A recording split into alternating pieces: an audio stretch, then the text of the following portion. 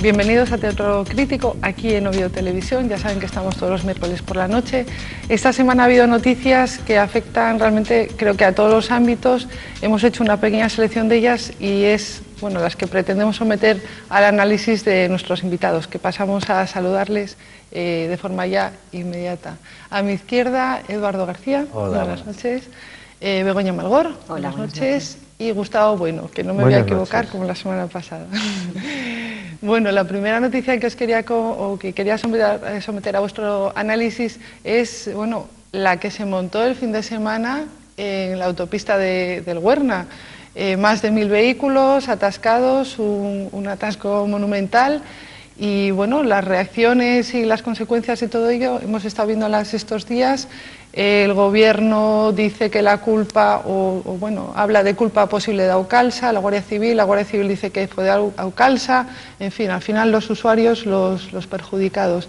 ¿Creéis que fue un problema realmente de descoordinación? ¿Creéis que los usuarios también tuvieron su parte de culpa? Begoña, ¿qué te parece? Ay, que no, que el usuario, desde luego el usuario... Porque pagaron el peaje igual, ¿no? Como tú dijiste antes, lo que hizo fue sufrir el atasco y sufrir los problemas, pero en modo alguno debe ser el culpable. A mí me parece que es totalmente vergonzoso que alguien que tiene que dar muchas explicaciones solamente encuentre como argumento posible decir que el culpable del atasco ha sido los ciudadanos. Eso me parece ya que es insultar a la gente. Siempre somos los culpables de todo, pero bueno, yo lo que no entiendo muy bien es que dicen que hay que investigar. Yo no sé qué es lo que hay que investigar. Es decir, los datos están ahí, los resultados han sido esos. El año pasado, en enero, sucedió una cosa parecida que también estuvimos hablando aquí en esta tertulia. Por lo tanto, está demostrado que esa concesión es totalmente ineficaz, por lo tanto se le quita y no hay más solución. Ni desde luego perder tiempo en investigaciones que solamente llevan a gasto de dinero. O sea, no, se acabó, se le quita y alguien que lo haga mejor.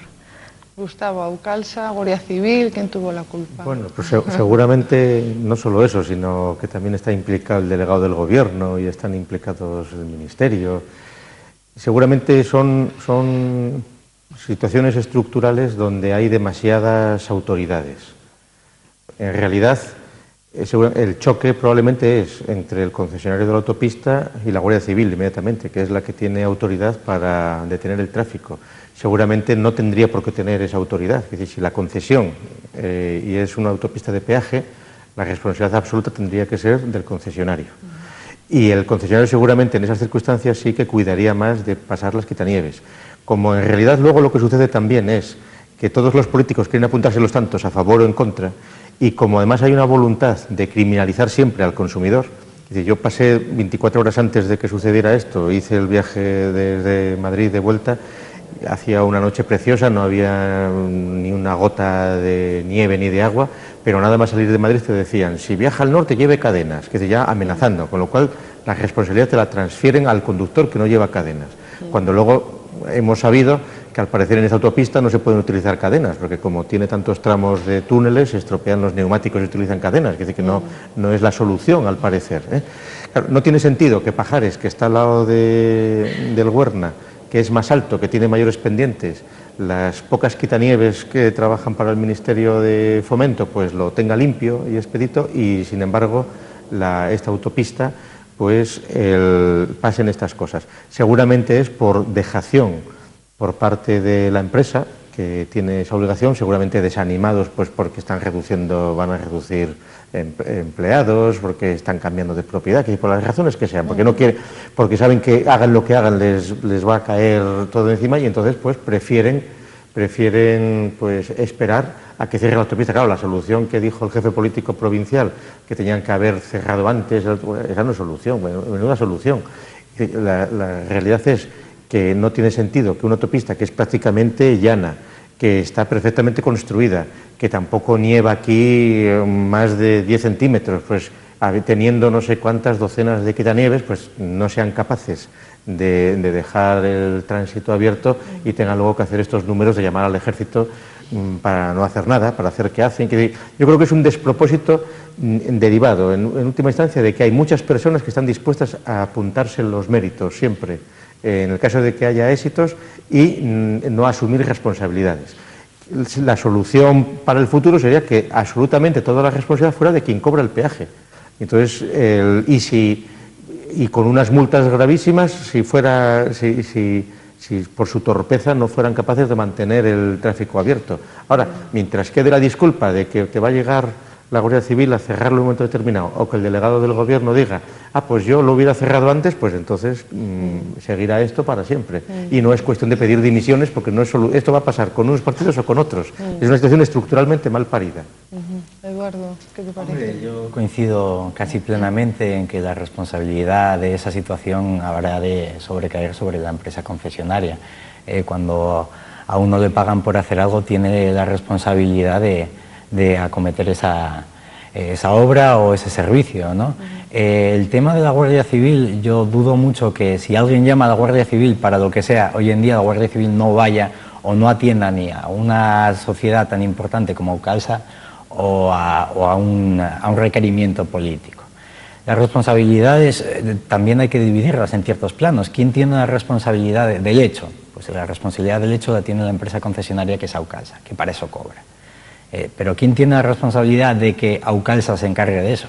Pues habrá algún gabinete político que haya dicho, vamos a darle a Aucalsa otra vez la concesión del Huerna, que ya no le correspondía y que se le ha vuelto a dar. Pues bueno, como contrapartida se establecieron otras obras que se tenía que hacer, ¿no? Pero hay que establecer también un poco eso. Cuando alguien en una empresa comete un fallo y es una subcontrata, la reclamación se establece, tú lo sabrás como abogada, como buena abogada, que se establece la responsabilidad civil contra esa empresa que es la subcontrata.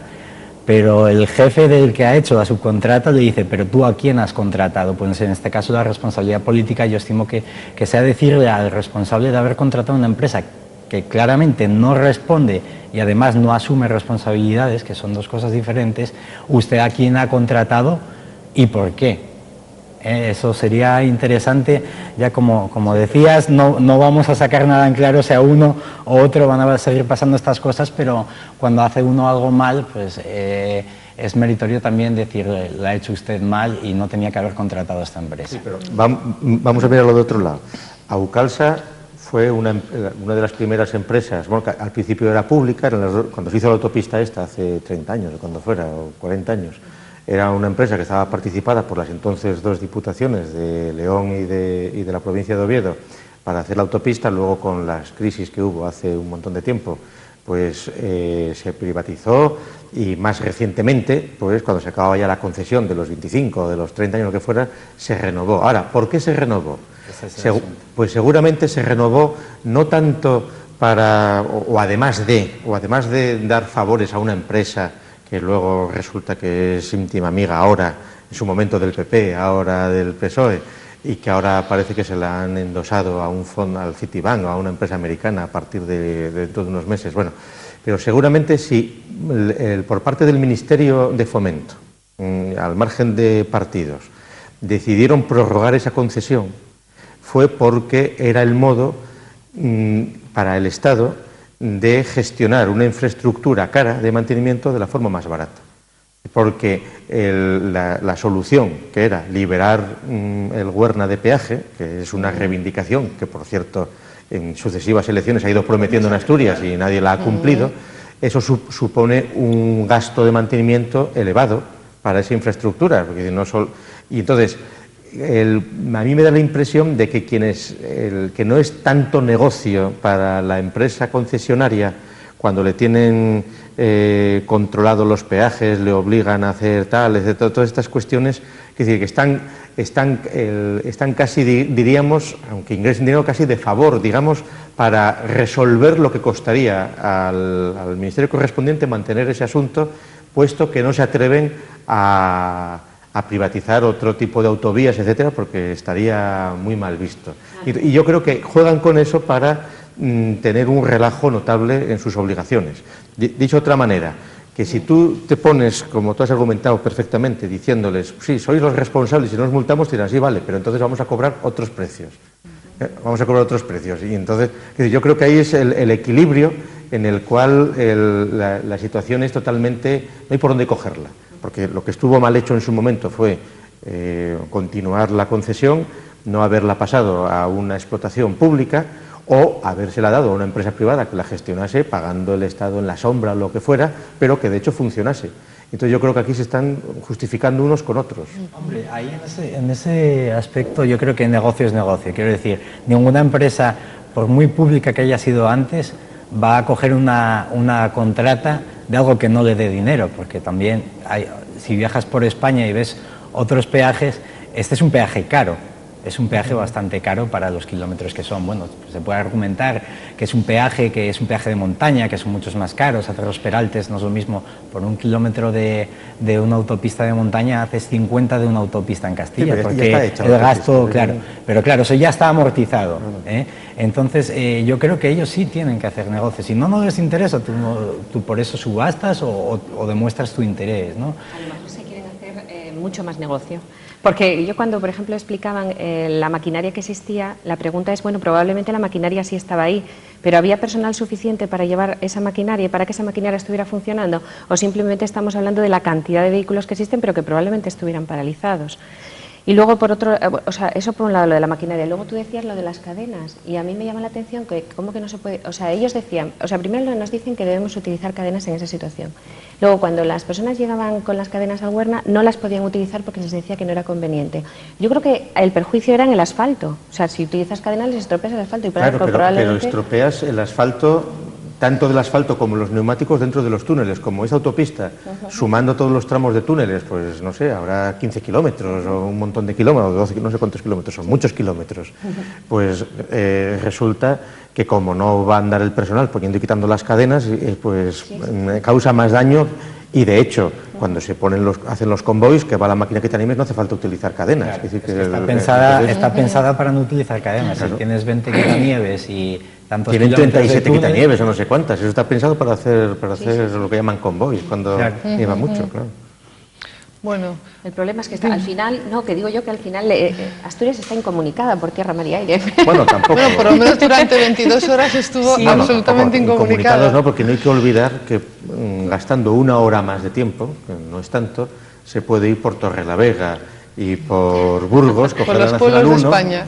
No, son 100 kilómetros más, exactamente. Y se ahorra uno de más, de tantos euros de peaje, es decir, que tampoco es... Bueno, al final hay que resaltar, yo creo, estamos metiéndonos en el tema de la empresa y la responsabilidad política, hay que resaltar también que las 1000 personas, los 1000 coches que se quedaron ahí parados, pagaron el peaje y encima les llamaron tontos.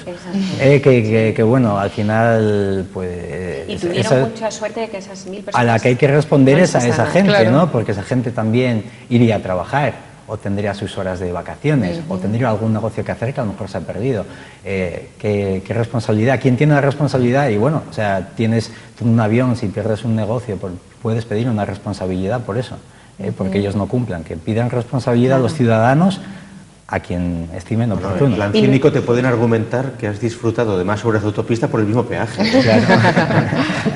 Es que además pretenden consolarlos de alguna manera diciendo se les va a pagar el ticket que pagaron. Pero bueno, ¿cómo me puedes decir eso? O sea, no hay nada que pueda realmente indemnizar el daño que tú me has causado al verme atrapado, que cuando más me has dejado pasar y me has dejado atrapado y secuestrado durante tantísimas horas y tuviste suerte de que no pasase nada. Porque en esas situaciones y con tantas personas podría haber una persona que le diera un infarto, cantidad de situaciones que no se han dado. Hombre, supongo que... Hubo pequeños incidentes, no sé si lo leísteis, pues un coche que fue, bueno, que una luz le cayó encima, que había niños dentro, que pasaron momentos críticos, quiero decir que, bueno, no pasó nada grave, pero podía haber pasado, evidentemente, yo en todo ese tiempo. Que el Principado, al conceder esta concesión, valga la redundancia, les exigirá tener una póliza de responsabilidad civil, ¿no? Como exige a todo hijo de vecino para cumplir con cualquier negocio. No, el Ministerio de Fomento, el Principado no interviene para nada. El Principado, en este caso, el Ministerio de Fomento. Hasta hace poco, todavía hasta este mes, el Principado cobra un poco del IVA, porque tenía hay todavía una caseta de peaje, pero al parecer a partir del día 25 o algo así ya desaparece esa caseta del peaje y todo el IVA lo cobrarán en León. Que eso viene además ya de la época de cuando se hizo la autopista, poner 2 peajes para que se repartieran en su momento el impuesto que había entonces. El caso es que alguien tendrá que responder por esa responsabilidad civil si a alguien le pasa algo o si has tenido un negocio cerrado, pues hay unos baremos para esas cosas. Y luego eso de llamar al ejército, yo vamos, es que me parece como terrible, ¿no? Bueno, yo también pregunto dónde estaba la Guardia Civil. También no que quiera yo pensar que son culpables, no quiero decir eso, los culpables no creo que sea eso, sino, como dije en un principio, es la concesión.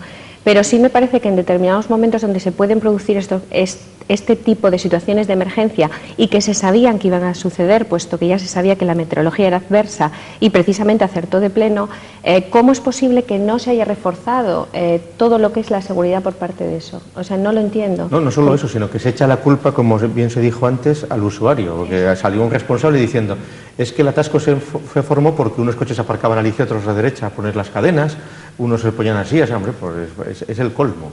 Es decir, te meten en una ratonera y entonces luego encima tiene la culpa el que intenta poner las cadenas que le han obligado a llevar. Yo creo que ahí el problema es de organización estructural, es decir, es evidente que alguna información tienen que tener, tan incomunicados no están, y entonces, claro, la autopista hay que cortar el acceso, pues 30 kilómetros antes, en la entrada de León, y no esperar a que se metan antes. Y, claro, lo que no tiene sentido es lo que ha sucedido, que les cobraban el peaje y a los 100 metros venía ya el atasco. Era una cosa ya de humor negro. Bueno, pues además de este temporal climatológico, quería someter a vuestro análisis también el temporal político que está presente en el País Vasco. ANV va a seguir presente en 42 ayuntamientos, va a seguir gobernando 42 ayuntamientos, todo ello porque la propuesta de Rosa Díez, apoyada in extremis por el PP, no salió adelante respecto a la disolución en bloque de todos los ayuntamientos gobernados por ANV. ¿Creéis que esta noticia o esta falta de aprobación nos está diciendo que ese consenso que se supone que hay en la lucha antiterrorista realmente no existe en los partidos políticos, Eduardo? Yo creo que depende mucho del interés, del consenso. Y cada vez más depende del interés. Si uno puede sacar unos votos o tirarle algo a la cara, al contrario, a costa de lo que sea, está más que demostrado estadísticamente e históricamente que aquí se ha hecho siempre. Entonces, la unidad de los partidos frente al terrorismo es algo utópico, pero que sí que hay que perseguir, ¿no? Con ese afán de la parábola de llegar a la perfección, porque por lo menos te vas a quedar al 90%. Yo creo que sí que hay que insistir en eso, aunque sea ya algo muy manido y que todos sabemos que nunca va a funcionar el 100% de las veces, con que funcione el 90% de las veces y en las cosas más importantes sería un apoyo importante para la evolución democrática en este país que todavía no tenemos muy asumida. Begoña, ¿qué te parece? Bueno, desde luego no hay como se dice, apoyo para ir contra el terrorismo ninguno en nuestros políticos. De hecho, está demostrado. Mi pregunta, realmente yo me estoy preguntando por qué razón no se apoyó esto. No entiendo. Creo que hay mucho detrás. Probablemente lo que hay detrás son las elecciones del País Vasco, que serán en primavera, y creo que aquí lo que interesa es gobernar a cualquier precio y no están en ningún momento mirando por los intereses de los ciudadanos y desde luego por acabar con esta lacra tremenda como es la del terrorismo. No hay ningún interés y de hecho está demostrado. Yo no veo ninguna razón para mí, a mi modo de ver, que sea lo suficientemente válida para no hacer un apoyo a esta propuesta de Rosa Díez, que desde luego es necesaria. El PSOE de todas formas calificó de desleal al PP precisamente por apoyarlo. Pero lo que no tiene sentido es que el mismo día en que el gobierno socialista logra que la Unión Europea reconozca como grupo terrorista a ese partido, a ANV, el mismo día que es cuando Rosa Díez propone que con la fuerza de la ley que existe se pueden disolver esos ayuntamientos que están en manos de terroristas, según reconoce la Unión Europea. Con el apoyo del PP, sin embargo, el PSOE diga que no. Entonces ahí, claro, el decir que es deslealtad, eso es tan miserable como lo que han hecho. ¿Por qué? Pues porque lo que están buscando es un beneficio puramente partidista y seguramente el análisis más acertado es el que han hecho ya muchas veces, que es decir, que no quieren disolverlo ahora porque quedaría mucho tiempo para que esos votos fueran a apoyar al PNV y no queden ahí en un limbo de abstención como se podría suceder si esto se demora 3 o 4 meses. Claro, si esos son los cálculos que efectivamente han hecho los estrategas del PSOE en su voluntad de ver si vencen al PNV en las próximas elecciones, pues claro, suena raro, suena muy raro porque es totalmente contradictorio. Claro, lo que digan en el Parlamento, decir no, es que es deslealtad, no, es que eso entra ya dentro de la basura democrática a la que nos están acostumbrando desde hace años ya en las Cortes, donde si uno critica, el otro dice y tú más, y tú robaste más, y tú también lo hiciste así. Dice que es un nivel de argumentación tan patético y tan penoso que es lo que está apartando a marchas forzadas pues al personal del interés por seguir la cosa política, incluso a las propias televisiones, y cada vez hay menos información política en los telediarios, cada vez los telediarios informan más, parece más el caso, informan más de asesinatos y de cosas así, porque en realidad la clase política pues se ha ido demostrando pues eso, como una especie de superestructura molesta que hay que soportar y que ya que les tenemos que soportar, pues encima no tener que escucharles tanto tiempo, ¿no? Eduardo, ¿crees que también está ese trasfondo político detrás, esas elecciones? Pues sí, seguramente sea un factor, pero mirándolo más globalmente, más históricamente, ante todo hay que mirar las razones por las que un partido puede no querer apoyar una causa en principio tan noble como la que ha presentado en esta enmienda Rosa Díaz, en esta proposición. Es importante mirar que aquí o jugamos todo esto, si queremos llamarlo democracia con letras mayúsculas, o jugamos todos con la misma baraja o no jugamos, o la rompemos, ¿no? Y hay que mirar un poco la base legal que hay para disolver tantos ayuntamientos a las buenas de Dios, porque una cosa es que hay una gente que con una actitud execrable, que haya apoyado todo lo que todos odiamos, y otra cosa es que legalmente lo puedas hacer. Si estamos en un juego legal hay que respetar esas normas, ¿no? Me llama mucho la atención que nos lo creamos todo siempre, ¿no? Nos hemos creído esto también como que es una solución, cuando en realidad me da igual Acción Nacionalista Vasca que el Partido Comunista de las Tierras Vascas, o si ahora legalizan y disuelven todos esos ayuntamientos, va a haber un Perico Palotes de las Tierras Vascas, ¿no? Entonces, ¿qué vamos a conseguir con esto, no?